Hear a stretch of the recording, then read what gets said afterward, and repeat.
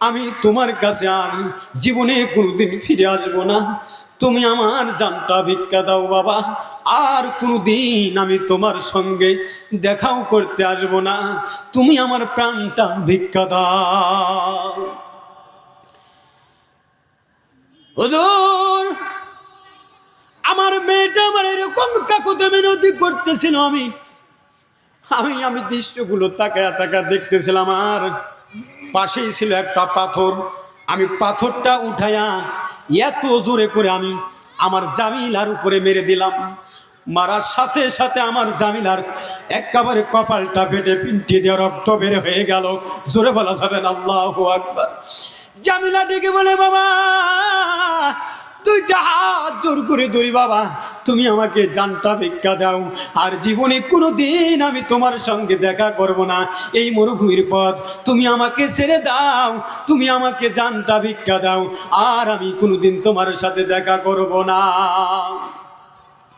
হুজুর, আমার মনে আর কোনো দয়া হলো না। আবার আমি আর একটা পাথর উঠে আবার আমি আমার জামিলার উপরে মেরে দিলাম। আমার জামিলার মাথাটা এমন ভাবে আমি আঘাত করে দিলাম, মাথা ফেটে একেবারে খিলু বের হয়ে গেল।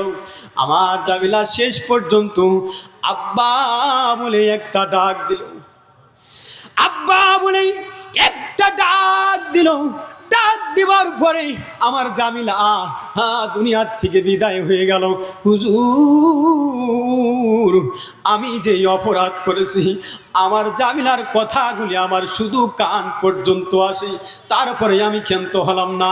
তারপরে আমি কি করলাম, পাথর দিয়ে আঘাত করতে করতে তাকে আমি হত্যা করে একেবারে আমি বালি চাপা দিয়ে আমি তাকে বিদায় হয়ে আসলাম।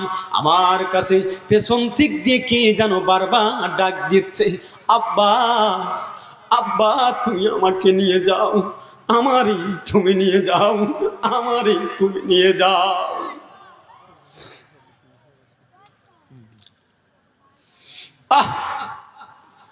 কলিজার সন্তানকে নির্মমভাবে হত্যা করলেন।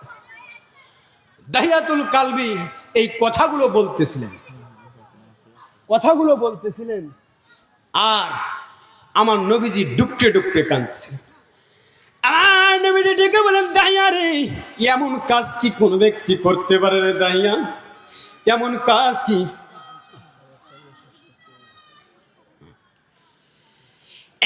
দাহিয়াতুল কালবি, এমন কাজ কেউ কি করতে পারে রে? এমন কাজ কেউ কি করতে পারে? তুমি কি করলা? সাহাবীরা ডুকরে ডুকরে কান্দে, আমার নবীজি কাঁদতেছেন। এমনি কি কোনো সন্তান বিদায় করে? দাহিয়াতুল কালবি ডেকে বলে, হুজুর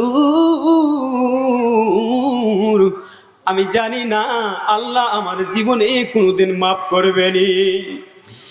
আমার নবীজি ডেকে বলে, দাহিয়া রে, তুমি যেই কাজটা করেছো একেবারে কঠিন একটা গুনার কাজ করেছো। তার কারণ তুমি যে কাজ করেছো, মানুষ তুমি হত্যা করেছো। অতএব তুমি যে অপরাধ করেছো, তুমি যদি এখন কালেমা পড়ে নাও, আল্লাহ তোমাকে ক্ষমা করতে পারে।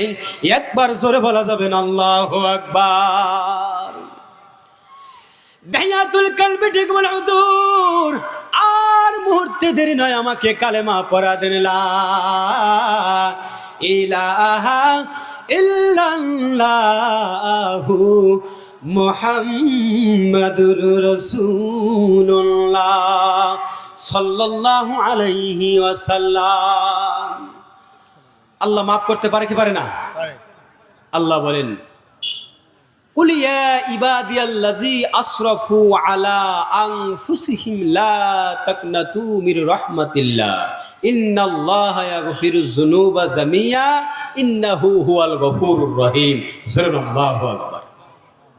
কুল, হে নবী আপনি বলুন। আল্লাহ পাক রব্বুল আলামিন বলেন, বান্দারে তুমি তোমার নফসের উপর অনেক জুলুম করেছো। লা তাকনাতু মির রাহমাতিল্লাহ, তুমি তো জুলুম করেই ফেলেছো, গুনাহ করেই ফেলছো, অন্যায় করেই ফেলেছো। লা তাকনাতু মির রাহমাতিল্লাহ, খবরদার আমি আল্লাহর রহমত থেকে নৈরাশ হয়ে যেও না। ইন্নাল্লাহা ইয়াগফিরুয যুনুবা জামিয়া, আমি আল্লাহ ইচ্ছা করলে তোমার তামাম জিন্দেগীর গুনাহ খাতা মাফ করতে পারি। ইন্নাল্লাহা, আল্লাহ পাক রব্বুল আলামিন বলেন ইন্নাহু হুয়াল গফুরুর রহিম, আমি আল্লাহ গফুর, আমি আল্লাহ রহমান, আমি আল্লাহ পাক রব্বুল আলামিন ইচ্ছা করলে তোমার তামাম জিন্দেগির গুনাহ খাতা মাফ করতে পারি। জোরে বলুন আল্লাহু আকবার। তো আল্লাহ আমাদের ক্ষমা করতে পারে কি পারে না? এই বিশ্বাস আমাদের অন্তরে আছে না নাই? সম্মানিত হাজিরিন, যে কথাগুলো বলছিলাম দুরুদের ফজিলতের কথা, আলহামদুলিল্লাহ, যে সম্মানিত হাজিরিন সুলাইমান জাজুরি যে কথাটা বলতেছিলেন যে মারে আমাকে ওই দুরুদ শিক্ষা দাও, যেই দুরুদ পড়লে পারে কূপের থেকে পানি উঠে আসে, ওই দুরুদ আমাকে শিক্ষা দাও। জোরে বলেন আল্লাহু আকবার। আমাদের জানার দরকার আছে না নাই? মেয়েটা বলল 500 দুরুদ 1 বছর পরে আপনি আসবেন। সম্মানিত হাজরিন, এই বিষয় নিয়ে আলোচনা করতে গেলে আরো 1 ঘন্টা সময় লাগবে, তারও বেশি। যদি কোনোদিন আবার সুযোগ হয় আমরা বলবো, আমরা পবিত্র কোরআন ও হাদিস থেকে আলোচনা করে আমরা ঈমানখানা মজবুত করতে পারি। আল্লাহ তৌফিক দান করেন। সকলে বলে আমিন সুম্মা আমিন। আসসালামু আলাইকুম ওয়া রাহমাতুল্লাহি ওয়া বারাকাতুহু।